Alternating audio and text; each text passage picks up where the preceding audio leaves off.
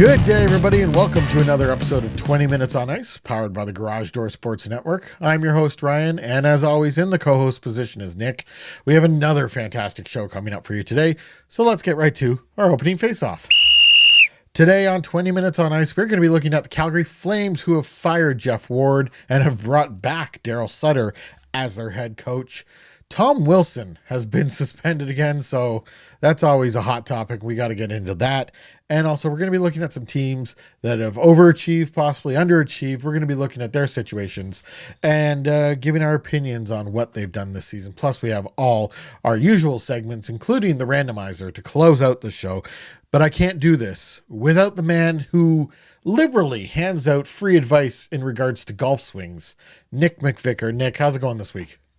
Whoa. I don't think I once offered advice on your golf swing until you asked for it. Don't give me that, Ryan. Come on. You're right. Actually, that's I just wanted to have a great way to introduce you. But that's actually more my my father-in-law, who is just I suck at golfing, period. I know how to swing a golf club. Like the physics behind it, I couldn't do it myself, so I'm better at explaining, but I won't offer help unless someone actually asks for it. So don't put me in that category, Ryan. Jeez. How did the move go you're talking about? Everything still another week. We're just finishing all the packing now. It's a bit chaotic. So I'll be at this studio will still be up for our next show as well, but then I move the day after that. All right. So by the time the next show comes out, I will have moved. There we go. It's the swan song for this studio. So the last three episodes of Garage Door Sports shows are this week in the studio. There we go. Well, closing the garage door for good on that one and moving into the brand new sparkling garage. Before we really get into things, we should probably touch on Walter Gretzky passing away this past week. Canada's hockey dad. I just remember he was at Leaf games a lot, and whenever I went to Leaf games and he was shown on the big screen, and everybody would just stand up and applaud. And I was wondering, like, why? Because he made Wayne the person that he is, and I guess in a sense he did. But as stories come out, I think it's just because everyone seems to have a Walter Gretzky story.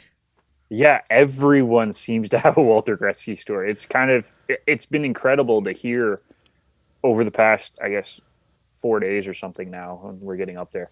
Yep. Just the number of stories that have come out and just the little things. It's not like they're like, oh, he gave me like this great advice or anything. It's like, no, he just spent time hanging out at a hockey rink with me. Like all he wanted to do was be around hockey. Yeah. And he truly loved the game, and he embodied what the sport should be. It should be about bringing people together, just like any sport.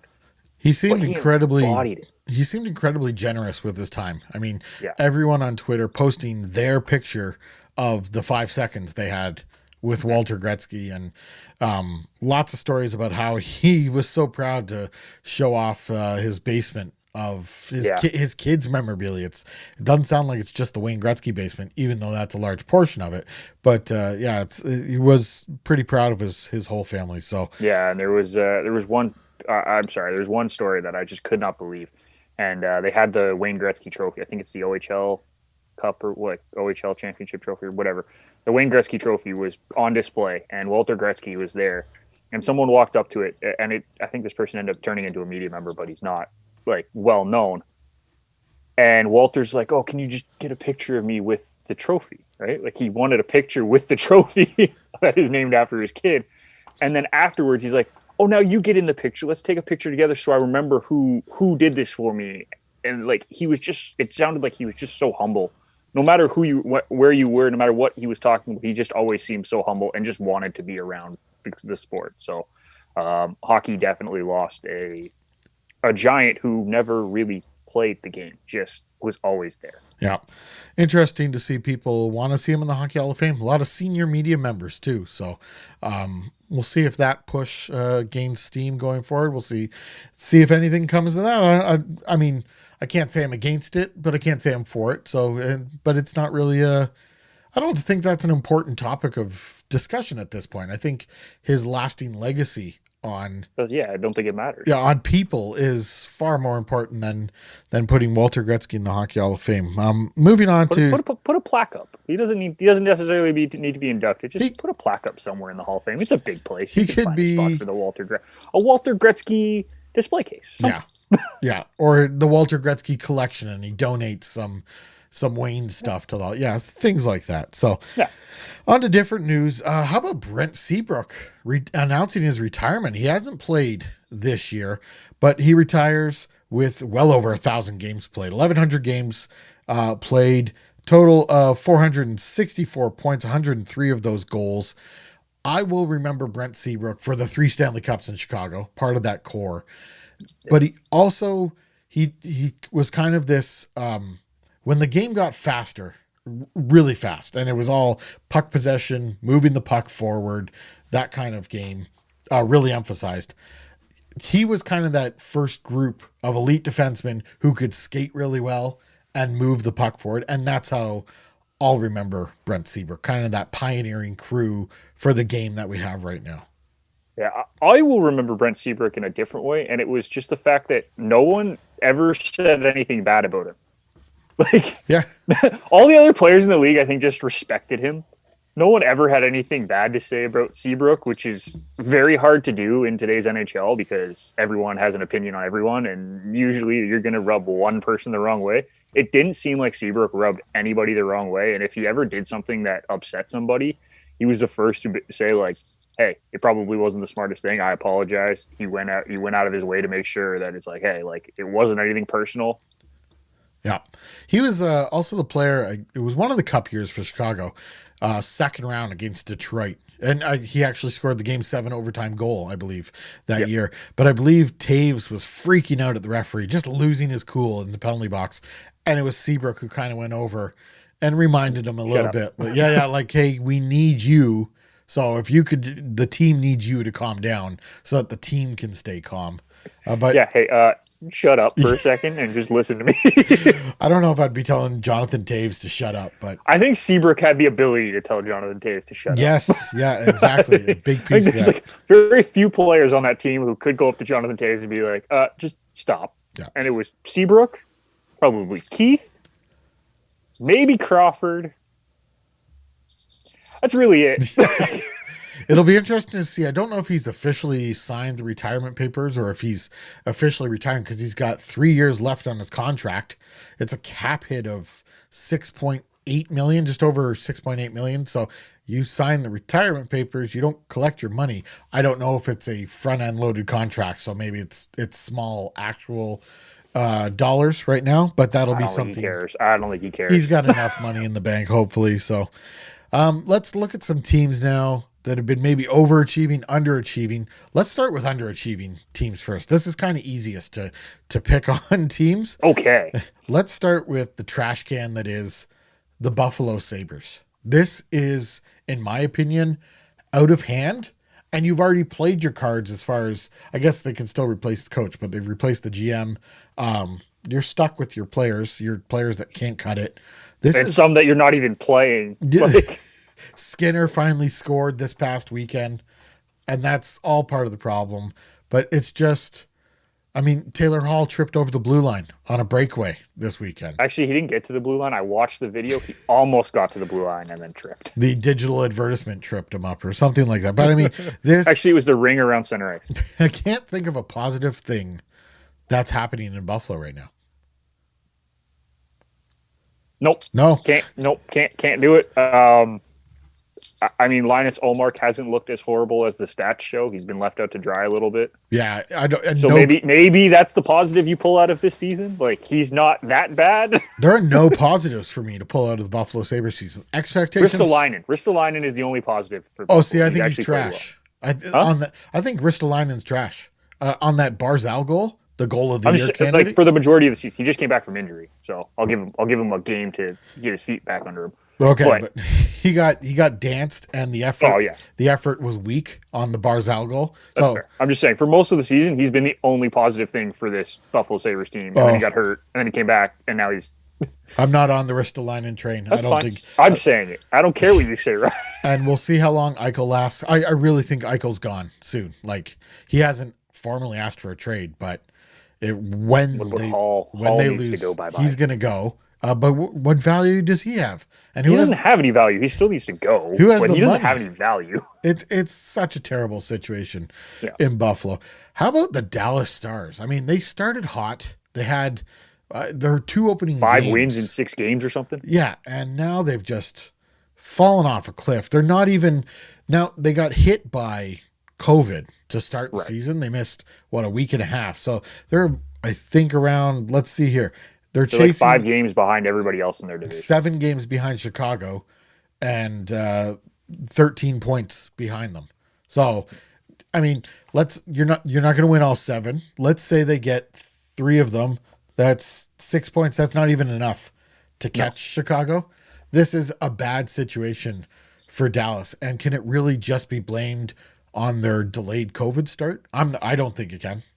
No, I agree with you. The problem is that they're giving up a lot of goals, which is not what we expected from Dallas. Like, if you look at the standings, it doesn't look like that many because it's the second fewest in the division. But they've also played 5, 6, or 7 less games than everyone else in the division. So you look at it, 50 goals in 19 games. That's not good. That's over 2.5 a game, almost 3 basically. They're still, but you know what? And they're barely outscoring that. I'm looking at the save percentages here. They're not horrible. So they're giving up.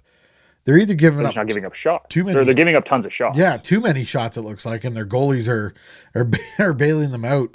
I mean, Hudobin's there and Ottinger, but who only plays when they wear the lime the black and lime green jersey apparently because that's the only pictures I've seen this guy in. And are they? I guess they're missing Ben Bishop. What is missing from the Dallas Stars right now? Maybe some Jamie Benn scoring. They could use some offense. They could use some scoring because they're clearly not outscoring their problems, and that's a huge issue. Don't forget, they're +3 right now as of recording, Ryan. They won their first game 7-0. So they've been negative since game 1. That's not good enough to be a playoff team. You need to get scoring, and especially in a division where you have Detroit, Columbus, Nashville. We were talking at the beginning of the season, Chicago. You need to be able to outscore these teams, and they're not. And the problem is that they're barely scoring goals and still giving up pretty much the same amount. So if you're not going to score more, you need to do something else. How about the big surprise in the Central is Chicago, who almost looks firmly in a playoff spot right now. As we're recording, 6 points up on Columbus, who's kind of taken a bit of a nosedive. Who's the goalie in Chicago that has all of a sudden taken it by storm? It wasn't Jordan Subban, who they brought in. Well, it's actually 2 of them. It's not Jordan, it's Malcolm. Sorry, pardon me, Malcolm Subban. And Lankinen is the other one. Yeah. They both. So I actually tweeted, I'm going to pull this up because I talked about this today. This is Sunday for anyone wondering, but I talked about this today on Twitter because someone made a comment about it. And I'm like, you know what? The 2 goalies are playing really, really well. Both of them have a sub 6, 2.6 goals against average, and are both 918 save percentage or higher. That's fantastic. We talked about goaltending last week, right? In the North Division, Ryan? We did. Those 2 goalies will be starting on 6 of the 7 teams in the North Division. And that's a huge surprise. And again, it's one of these questions you have to ask. Can they continue it forward? And you have to hope they're young enough. And so hopefully this is a trend. How about Patty Kane, though? 38 points through 26 games, 27 assists. He's making the other players around him better. He's playing like Patrick Kane. I know that McDavid is kind of taking over the scoring race. He's trying to run away with it. But if Chicago gets to the playoffs, is Patrick Kane not Hart material here? Oh, he has to be in consideration. And I mean, the crazy thing is that when you say Patrick Kane, or when I say Patrick Kane to you, do you think goals or assists, Ryan? Yeah, I think Showtime. Like goals. Initially. Goals. It's goals. Mr. Showtime, yeah. 27 of his 38 points are assists this year. Yeah, I love it. So not only is he putting up the points, he's changed his game and has become a difference maker in a leadership standpoint, which I don't think we've ever seen from Patrick Kane as like a true team leader. He has taken on that role, especially with Taves being out. He knew that he needed to step up, and he's done exactly that, and it's working. Like, everyone has bought into this Chicago system.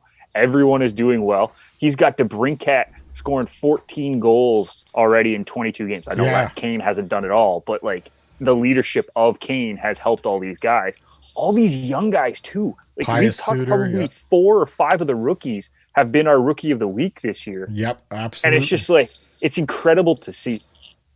And Duncan Keith doesn't look like, an old man turning to dust. He's fine. He's fitting in. He looks older.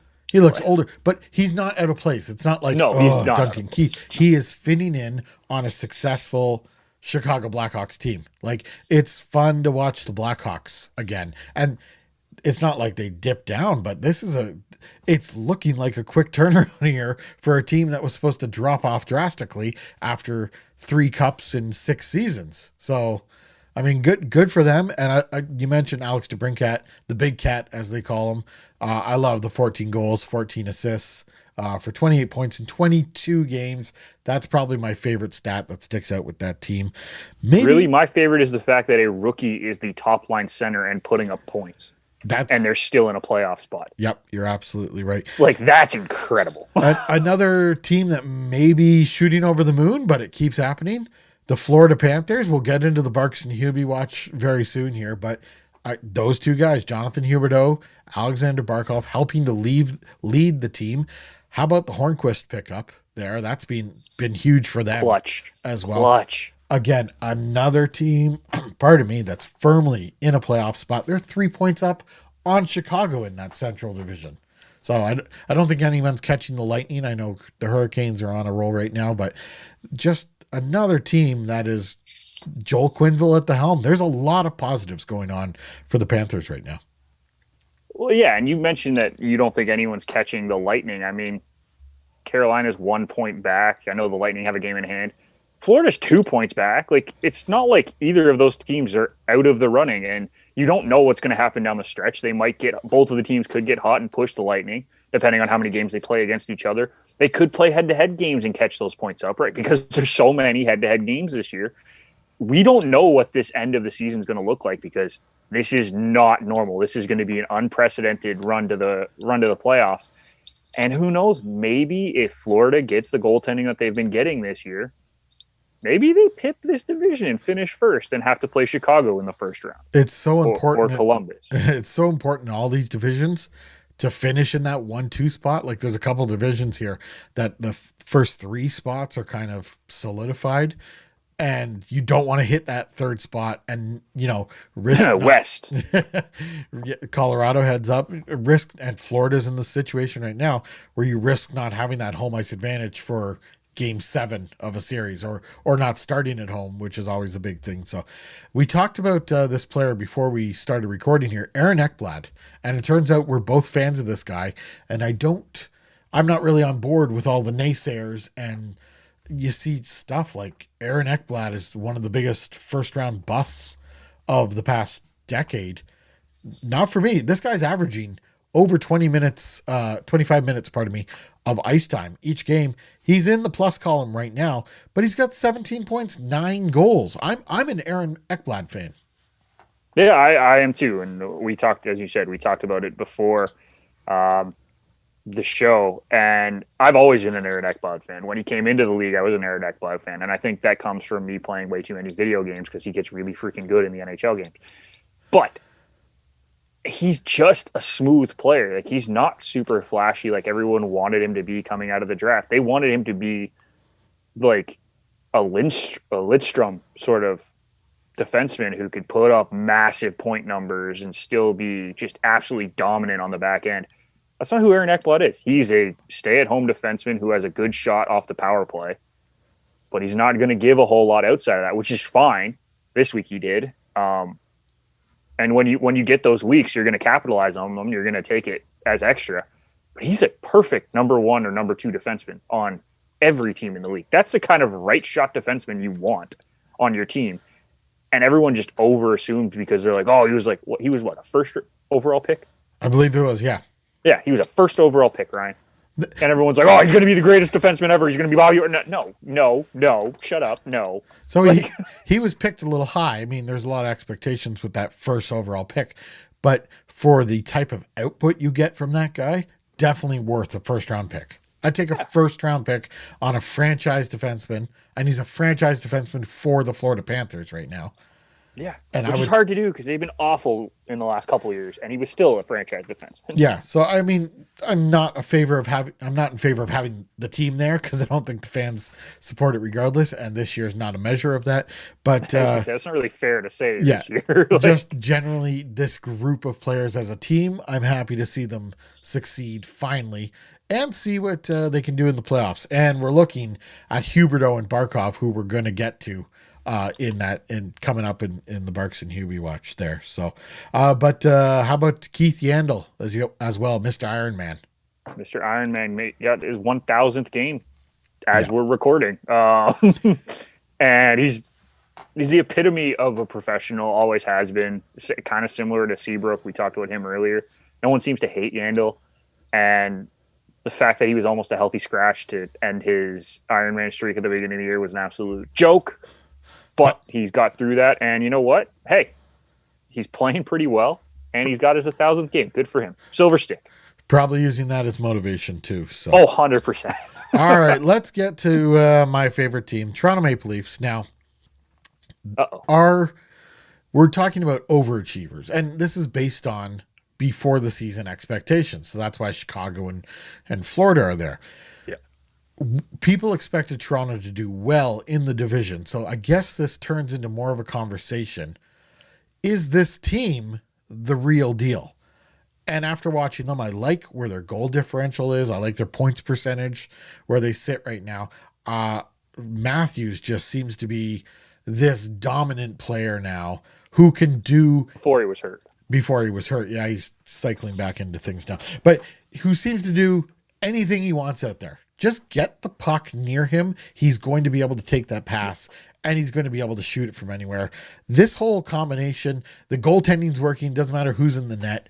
I am severely impressed by the Toronto Maple Leafs this year, to the point where I'm now saying they are the real deal. And if I'm putting money on who comes out of the North Division, it's the Toronto Maple Leafs. I will agree with you that they are coming out of the North Division. I don't think there's any team that's as complete as the Leafs in that North Division, which is the reason that I don't think they are necessarily the real deal just yet, because they haven't played good competition, Ryan. The North Division, and you can't deny this fact, and you will agree with me when I say it, the North Division is awful. I disagree. The play in the North Division, the goaltending in the North Division, the way this season has gone, the North Division is not good. So it's not fair to judge them. And it's not really fair to judge any of these teams necessarily based on division play, because you're playing the same teams over and over again, and you might get lucky playing a crappy team consistently 7 times. So the real deal question will come about when we get to the semifinals. Final four. I was going to say conference final, but it's not conference final.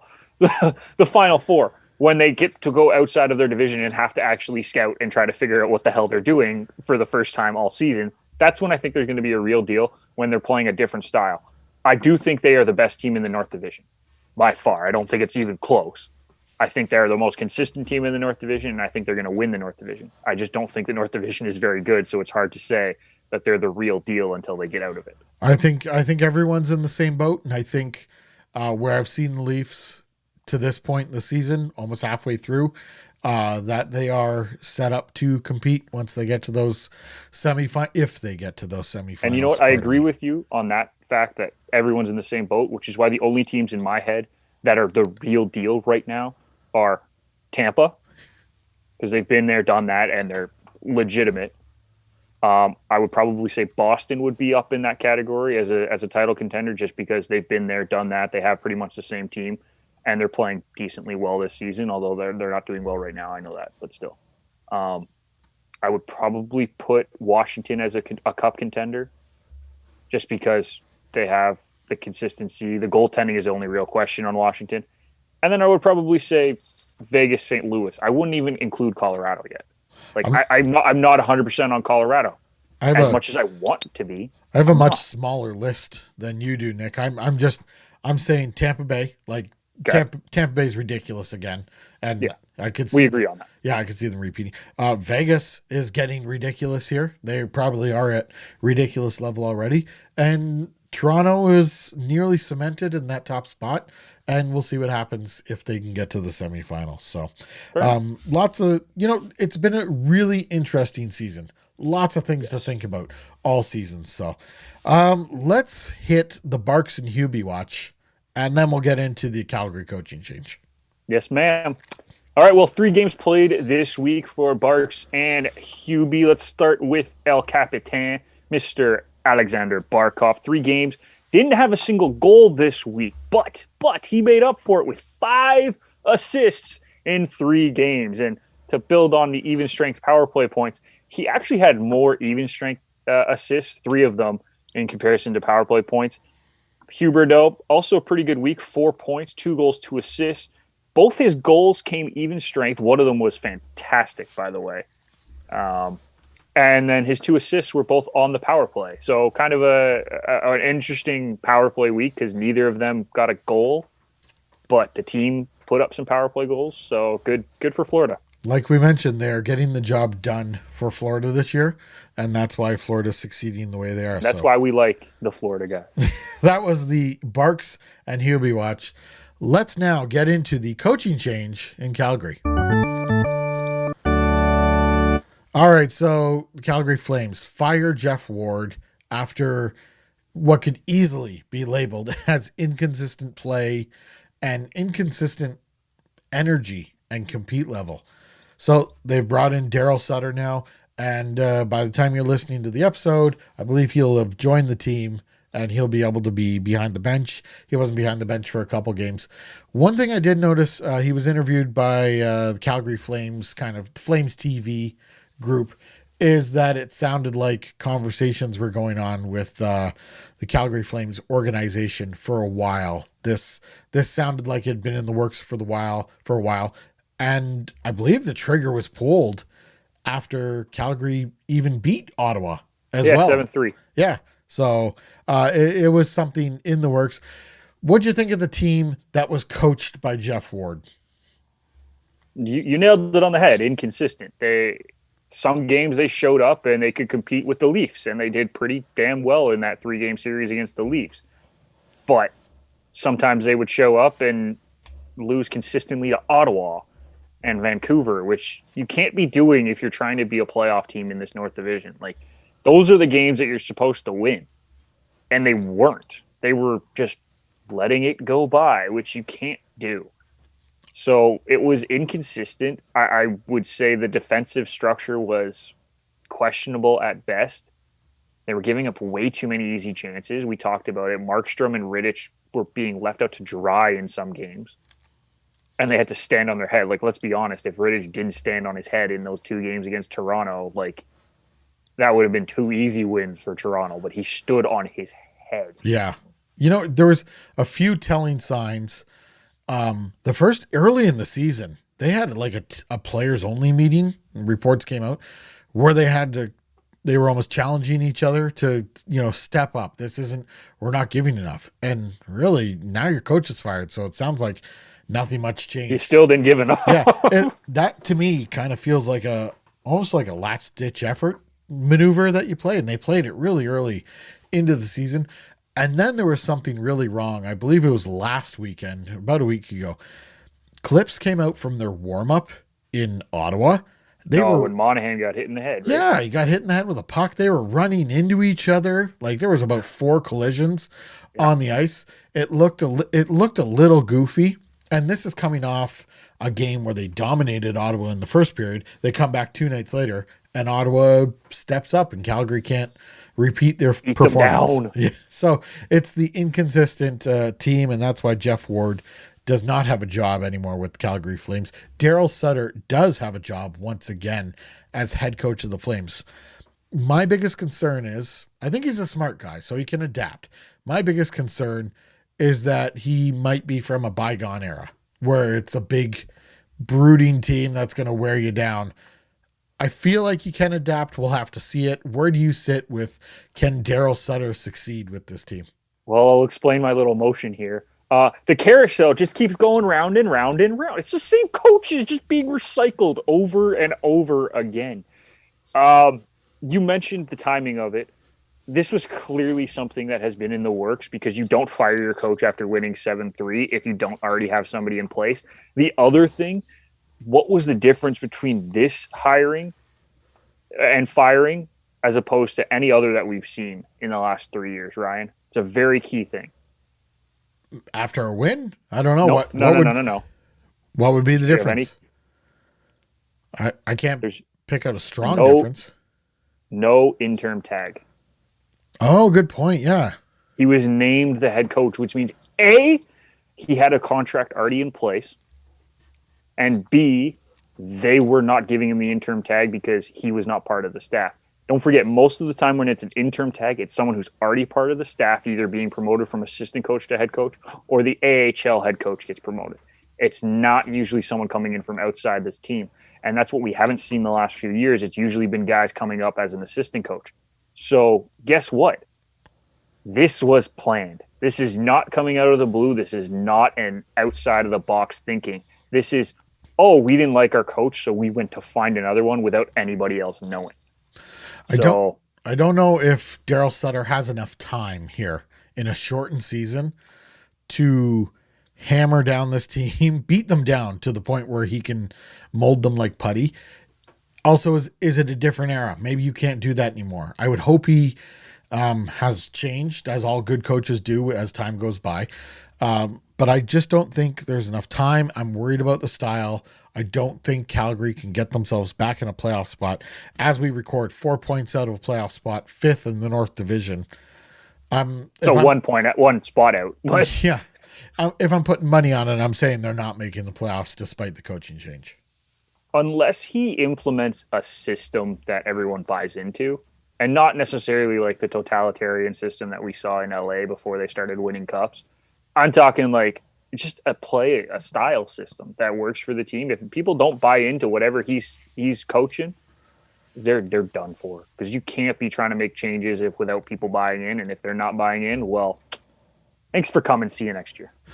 All right. So the Calgary Flames, we'll see where they go with this coaching change, and we'll have to look back, see if they make the playoffs. Coming up, a team who will probably make the playoffs, but not for the next 7 games. They will not have Tom Wilson suspended again. We'll get into that when we come back. Hey everyone, this is Irfan Manji from Touchline Thoughts. We are an all-soccer podcast hosted by yours truly with guests every episode. We provide news, analysis, and opinions every episode as well. Touchline Thoughts is powered by the Garage Door Sports Network, and you can listen to us on your favorite podcatcher. Cheers. Tom Wilson suspended again. 7 games. Friends of the show. It was a boarding situation on Brandon Carlo against Boston Bruins. First off, your initial thoughts on this suspension before we get into the details on why he was suspended. Your initial thoughts on this particular situation. I think they got it right, honestly. Repeat offender, unfortunately. By the way, off the ice, Tom Wilson, one of the nicest people, but it's on the ice play that's the problem, and he's a repeat offender, and it's unfortunate. But I think they got it right. 7-game suspension in the 56-game season is equivalent to 10 games in an 82-game season, which a lot of people were calling for 10 games. So if they're calling for 10 games, then that's technically the right suspension. So, like, as I say, I think it was the right call. And it was very unfortunate, like, hearing the stories after the game of Carlo having to go to the hospital and stuff were terrifying because there was no context given as to why. Like, they just said, he was taken to the hospital. Well, what's wrong? Like, give us something. Is it concussion? Is it, does he have facial fracture? Like, give us more than he just went to the hospital. There's a lot of people who are now scared out of their minds as to what happened. Like, give us more information. And at this point, Brandon Carlo's week to week. Yeah, which means he's not going to play for at least 2. It's going to be a while, yep. So it's unfortunate, but I think the NHL players' safety got it right. I think I just can't stand Washington's response to this in the media. And I've been really unimpressed with Washington in the media this year. That's not how you win Stanley Cups. So it's kind of irrelevant what I think about how they're handling their PR. But damn PR. I mean, Peter Laviolette coming out and saying, that's not a suspendable play, and you see that happen 100 times. The sort of situation where the hit occurred behind the net, yeah, you see it happen 100 times, but it was the extra force and aggression with which Tom Wilson tried to drive his head through the glass, it seemed like, with a body check. And that's where he got caught. And if you watch the NHL Department of Player Safety video on the situation, the reason for the suspension is because all circumstances, the injury, the player initiating the hit, and the situation were all taken into account. So if it's not Tom Wilson, if it's not a repeat offender, you may be looking at 1 or 2 games if I had to guess, but it's Tom Wilson. Maximum 5 in a normal year, but yeah, 1 or 2 maybe games. yeah. It's I'm saying max, at the very max, it would be 5 in a normal year, but because he's a repeat offender, it gets bumped. Yeah, and that's why it's 7 games, repeat offender. But this guy's not going to change. I mean, you just mentioned you seem to have some sort of connection with Tom Wilson outside of the rink, or you've at least exchanged words with him in some way. I've met him a couple times. He's actually a friend of Kyle and TJ. A friend of.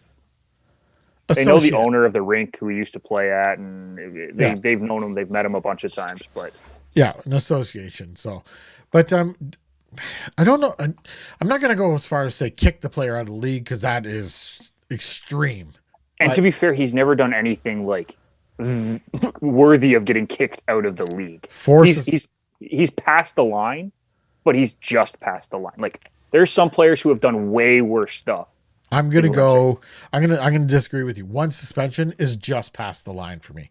That's why you're suspended. He's been suspended 4 times and fined twice. So this is 4 times just past the line. Okay. And suspended for other things. So that is walking on the line, you could say.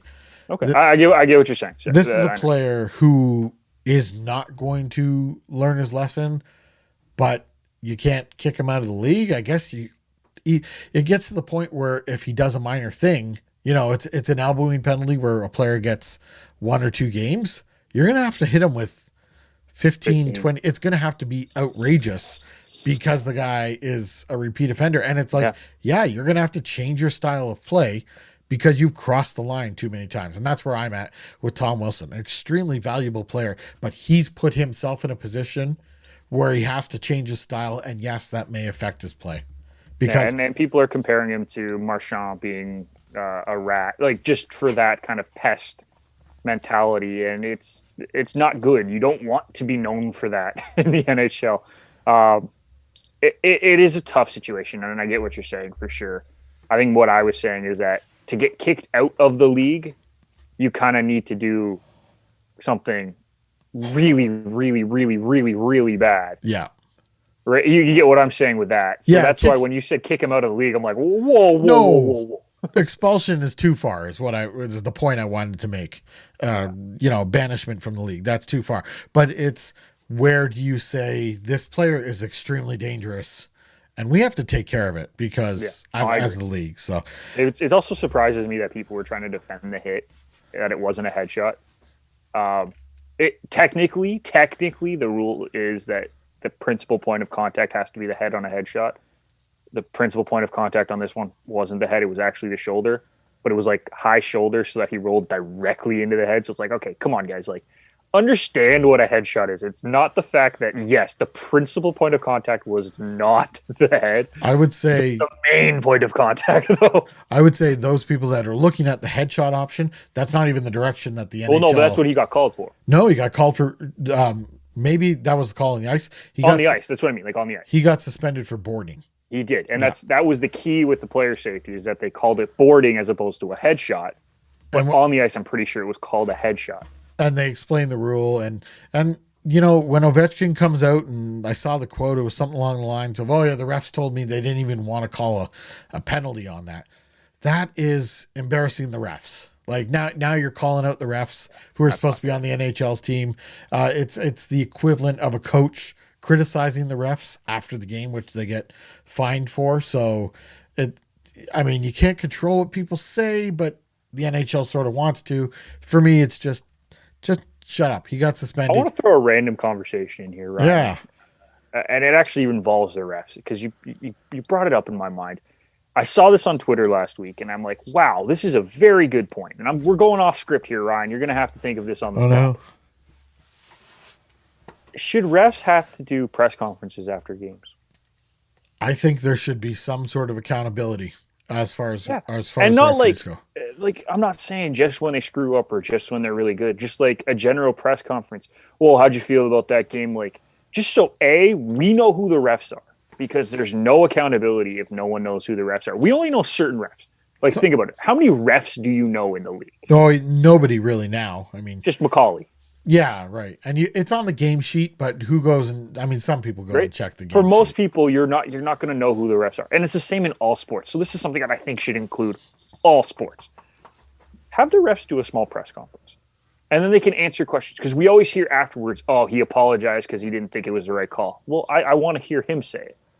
Right? Like the biggest one that comes to mind is this is a long time ago in baseball, but the Galarraga perfect game, where the guy had a perfect game and the ref called the guy safe at first on the 27th out of a perfect game when he was clearly out by like a step, like one of those clear outs. But the ref the ump called him safe. And it's just like, okay, well, he came out afterwards and had to do a video press conference basically and said, yeah, I feel horrible because I got that one wrong. I watched the video afterwards. There's nothing I can do about it. And Galarraga, he admitted that he went to talk to Galarraga. That's the kind of stuff that we need to see because no one cares that ump made the mistake anymore. I don't think because he apologized for it and took accountability for it. We don't get that in the league.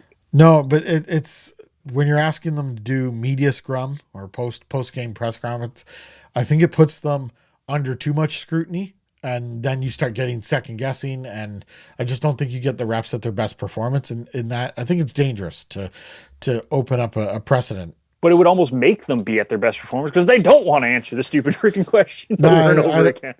For me personally, for the fear of having to deal with discipline or dealing with someone after the fact, kind of cripples you. I don't know. And then you end up making more mistakes because of it. So I don't want to see that with the referees. I would like to see some quotes. Media should be able to approach the referee, and maybe it's not a live post-game press conference, but you should be able to get a quote or a statement immediately after the game from the referee, the officials group. So I was just curious on your opinion, Ryan. It was something that came up on Twitter, and I'm like, that's a good point. I agree with you, sir. I'm willing to protect the referees to an extent, but I would also like to hear them. Here's a comment or two from them post game, maybe a bit more of a controlled comment though. So we'll see where that goes. We have more to come here on 20 Minutes on Ice. We will be right back after this.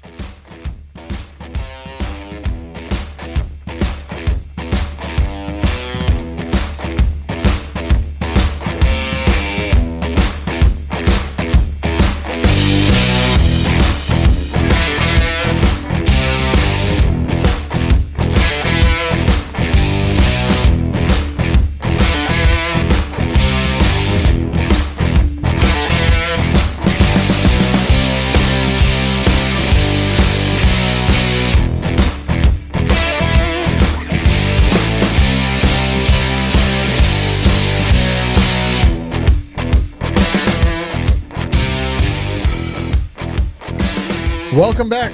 20 Minutes on Ice. I'm Ryan. That's Nick. And it is now time for our Players of the Week.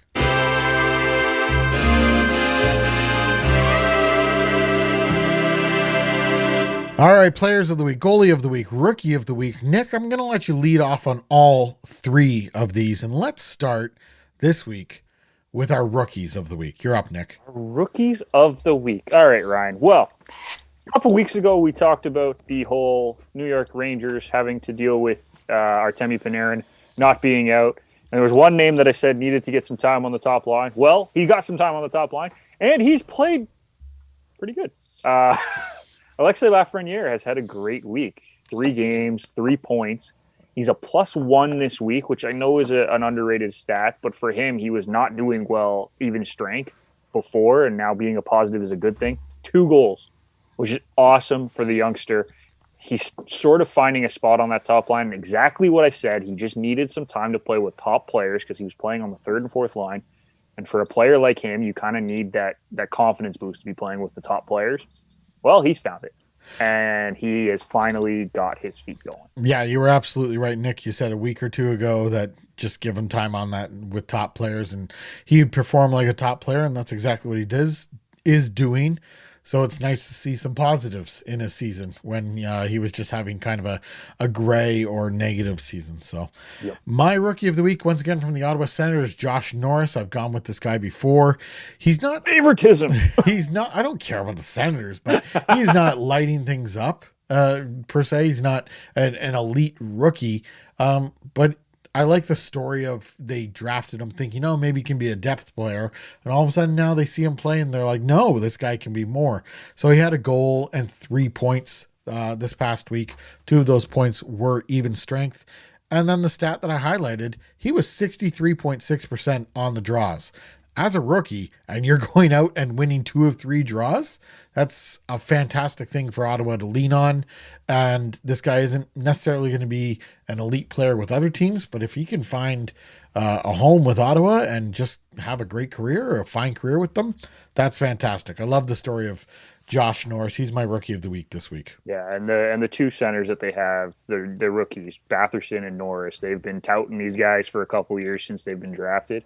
Well, now they're getting their chance, and they're both showing pretty well. They both show that they deserve to be in the NHL.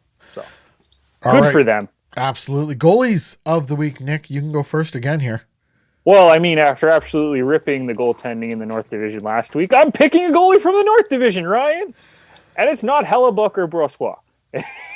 It's the Vancouver Canucks Thatcher Demko, who had a great week. 3 games. A 1.00 goals against average in those 3 games with a .969 save percentage. Those are scintillating stats. And add in a shutout win, and you're like, okay, yeah, we'll take that every week if you can give that to us, Demko. Yeah, he seems to have grabbed hold of the net there. Holtby looks like his face looks like he realizes he's the backup now. So way to go, Demko. He's grabbing Holtby and putting him on the bench. There you go. I thought Vancouver looked well, played well against the Leafs. I thought the Leafs, after playing 3 against Edmonton, were kind of out of energy, and then it was the end of the trip in Vancouver, but Vancouver was ready for them. Thatcher Demko played awesome. He had a ton of shots fired at him in the 2 games against the Leafs, and love that he comes away with a shutout. So great week for him. For me, I'm going with, it's not even a comeback, but it feels like a comeback. Marc-Andre Fleury. Don't call it a comeback.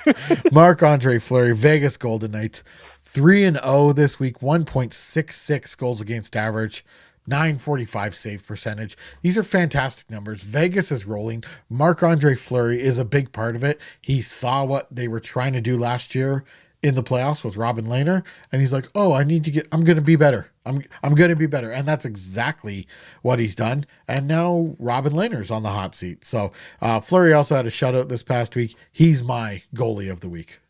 Yeah, it's a great shout, Ryan. And you can't really say anything wrong about Fleury this year. He's stepped up and said, hey, like, you took my goalie crease from me last year. Well, I'm returning the favor. It's my turn to take it from you. And he's got, I just love his style too. So yeah, for sure. Quick comment about Norris, by the way, that I forgot to mention. You realize he's second in the league in rookie scoring this year, right? Like, he's played fantastic for Ottawa, despite the fact that they're awful. He's a really solid piece. And I said before we recorded, he has cemented his status as an NHLer. He's not elite. He's good. Yeah. And he, without question, can play in the NHL. So. Sorry, it was just something that I realized that I didn't say. And I'm like, I got to give him credit. I knew he was tops in rookie scoring. I wasn't exactly sure which position he was. Well, Kaprizov's set first. Yeah, he's dynamite as well. So, all right, player of the week, Nick, lead us off. All right, well, I'm going off the board a little bit because he's not going to be on the top point getters necessarily, but he's up there. Defenseman Aaron Ekblad. Oh, wait a minute. We talked about him already. Well, he had a great week. He led the team in scoring this week with 6 points, I believe, and 3 goals, 3 assists, 4 even strength points, 2 power play points, and both of them were goals. And he also had a game winner for Florida. Now, I mentioned it. He's not normally going to put up tons of points, but when you get a week where he puts up 6 points in 3 games, you are taking it and running if you're Florida as fast as you can. Already mentioned that I love Ekblad, and I love that you took him for player of the week. I love that a defenseman shows up for player of the week. Oh, well, that's here, the thing. We've been talking a lot of forwards, but I think the defenseman deserves some credit, and he's played great this week, so full credit to him. Yeah, and he's putting up those stats, like I mentioned, playing over 25 minutes average ice time per game. My pick, it was between 2 Vegas Golden Knights, so I'm taking Mark Stone, 2 goals, 10 points this past week. He was a +7 if you care about that stat. I do like that stat. It's important in certain situations, but yeah, as an overall, like not a specific, as an overall, I like it. So of his 10 points, 8 of them were even strength. A lot harder to put up points in an even strength situation versus a power play situation. So I do like that. And of his 2 goals, one of them was a game winner, and Vegas is winning. So definitely worthy of my player of the week this week. yeah, and you could have picked like half of Vegas's team, or at least 3 of them. Yeah, are in the top 4 in points this week. Pacioretty was there, 8 points, 4 goals as well with 2 Tuck games. 6 points as well this week. So like, you could have picked any of those guys and be like, yeah, I agree. I would have. Yep. Mm-hmm. Vegas is winning. Vegas is scoring.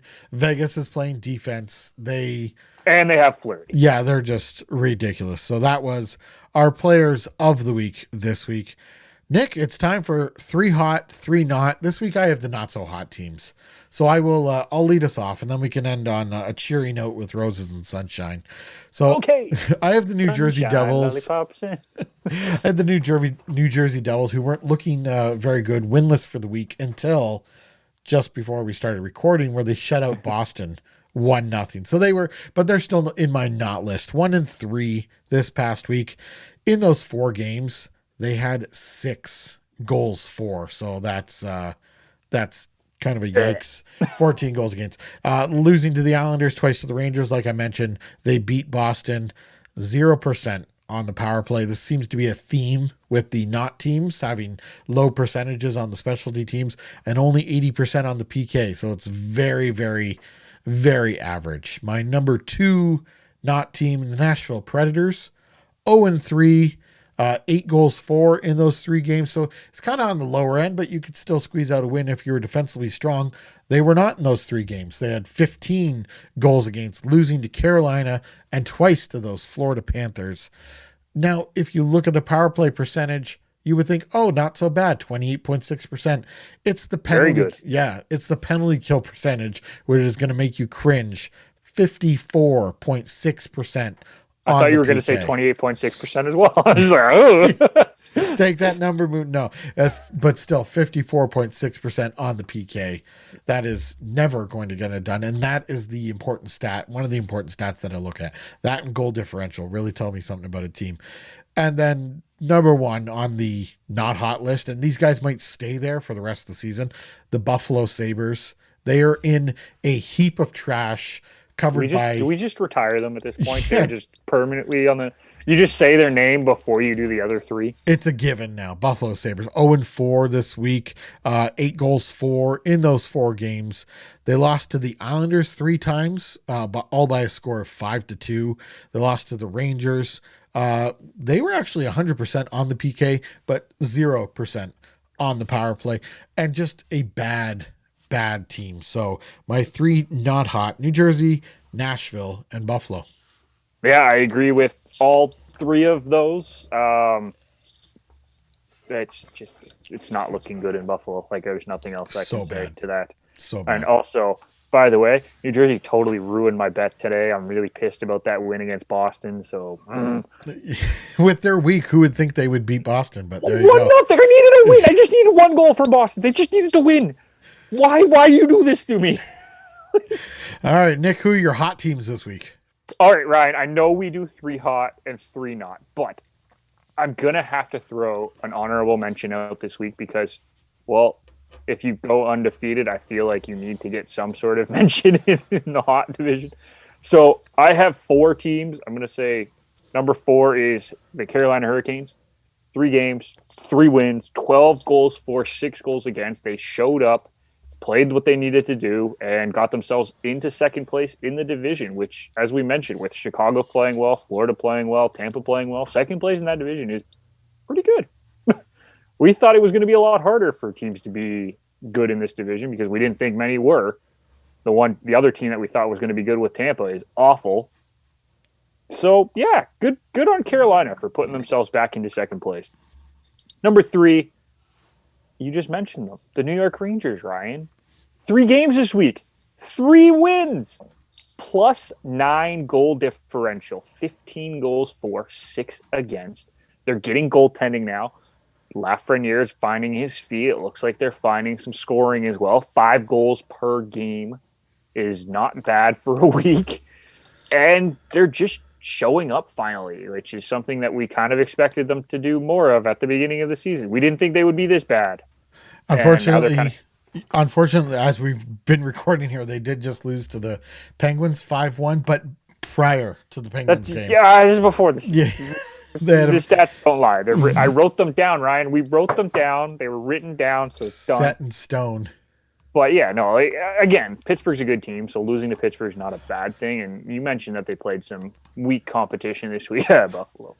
Positive week for the Rangers, I'd say. But take the positive week. They're finding some goal scoring, which is good. So even with that, they still were averaging 4 goals a game this week.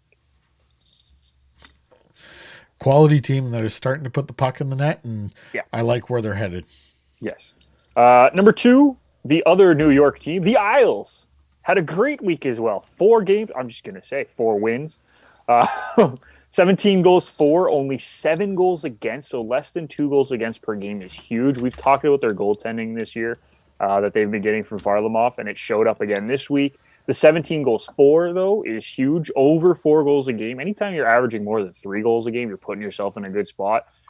Add another goal onto that, you're putting yourself in a really, really good spot. So I like what they're doing. You saw Matthew Barzal kind of show his skill that he hasn't shown for parts of the last year or so, and he really showed it this week, so good for him. Yeah, and they had the benefit of playing Buffalo as well. So, but they won their games. They won the games that were in front of them. Take the win. And then the number 1 team this week is Vegas. 4 games, 4 wins, which is why all 4 of them were here. They didn't lose. 19 goals for in 4 games, 9 goals against. So can't really complain about that kind of consistency. You mentioned their power play ability. They looked fantastic on the power play this week. They looked fantastic at even strength too. So there was really no issues on the Vegas Golden Knights, and that's why they are number 1 this week. Yeah, domination. That is the only thing I can say right now about the Vegas Golden Knights. They look like world beaters, and almost tempted to say see you in the Stanley Cup final on them. Wow. So, really? Already? They look so good, and I don't feel like they've taken a back step at all this year. So no, and I mean, they've won 4 games this week, but you can also add the 2 that they won before that. So they're on a 6-game win streak right now, the longest in the league. Ride it out, boys. All right, so that was 3 hot, 3 not. Before that, we had our players of the week. It's time to hit the randomizer to see what we're going to be doing this week. Here we go. And this week we will be playing name games. So name games kind of like a 5 degrees of separation sort of situation. One host gives a name, and then the other host has to respond with an associated player, hockey personality, and then we just keep going back and forth. Now, previously when we've done this game, we've just gone back and forth until someone gets stuck. I wanted to add a little urgency. There is now a 2-minute timer on this game. We don't have to explain then. You don't have to explain. I mean, maybe sometimes it helps if someone's not going to catch on, but there's a 2-minute timer on this game. So when you hear the horn, that brings an end to the game. And whoever is named the last player wins the game. Okay. You're ready to go. Nick, I'll let you go first here. Oh, God, you get to name the opening player. I will start the timer after you name that player. All right. Well, I mean, we mentioned him a lot today, so I'm going to go with Aaron Ekblad. Timer started, and I got to go with John Van Beesbrook, who also played with the Florida Panthers. John Van Beesbrook. Okay, I'm going to go Bobby Lou. Bobby Lou, great. And he was a goaltending partner with Corey Schneider. Schneids, love it. Mackenzie Blackwood took over for Schneider in New Jersey. Oh, Scott Wedgwood. That's another name I know in New Jersey. Oh, good one. I'm going to go Subban, PK. PK Subban in New Jersey. Okay, well, PK Subban came from... Damn it. PK Subban came from Nashville, traded for Shea Weber. Shea's nice. I was like, he didn't go from Nashville to New Jersey. No. Webb's, I'm going to go Carey Price. Good pick. I'll go Keith Kincaid, Carey Price's backup season or two ago. Nice. I like that one. Who else played on that team? We'll go with Gallagher. Brandon, I hate Gallagher. I do not like Gallagher. Easy name, though. As the player, so...